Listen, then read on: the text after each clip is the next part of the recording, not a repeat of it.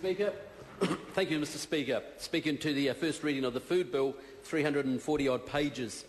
First of all, Mr. Speaker, I'd like to congratulate the Honourable Minister Kate Wilkinson for bringing this bill to the House, for the work, clarity and productivity gains she's setting in place for New Zealand, for our family, for enabling further job growth in many of our lower paid industries and lower skilled industries, particularly with some of the other work she's doing at the moment. And I genuinely congratulate her with the way she's managing to steer New Zealand in the right direction, Mr. Speaker.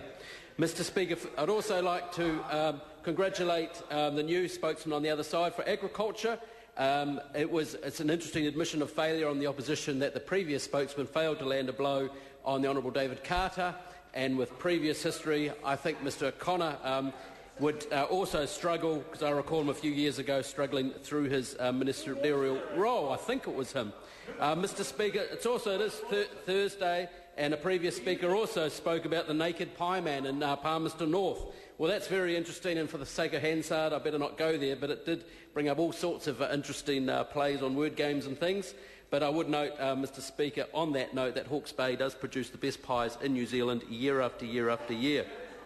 Mr. Speaker, this is very interesting because after this bill, another bill coming up for debate, the Productivity Commission Bill, and in fact this fits very nicely in productivity gains for New Zealand.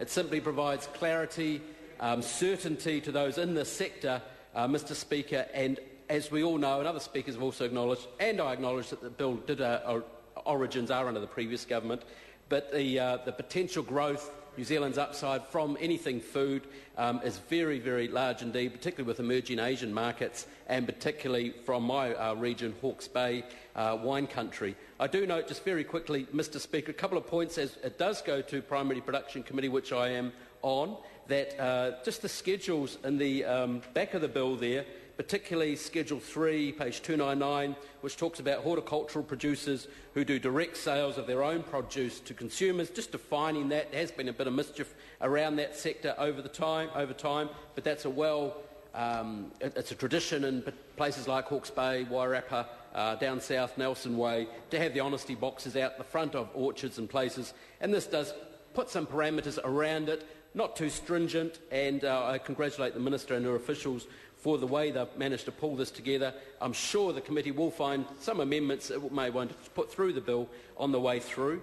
And the other point of interest, particularly to me, Mr. Speaker, is also in Schedule 7 on page 328. There are various changes to other acts, particularly the Geographical Indications Wines and Spirits Registration Act, because, of course, from Hawke's Bay we have a very large interest in all things wine and food, being the food basket of New Zealand, Mr. Speaker. So I look forward to this bill and contributing across the House, I think, as this goes through committee, and I look forward to coming back into the House. Thank you, Mr. Speaker. The question is that the motion be agreed to. Those of that opinion will say aye. Contrary, no. The ayes have it. Food Bill, first reading. Honourable Kate Wilkinson. Mr. Speaker, I move that the Food Bill be considered by the Primary Production Committee. Question is that the motion be agreed to. Those of that opinion will say aye. Contrary, no. The ayes have it. Call Government Order of the Day number 2. New Zealand Productivity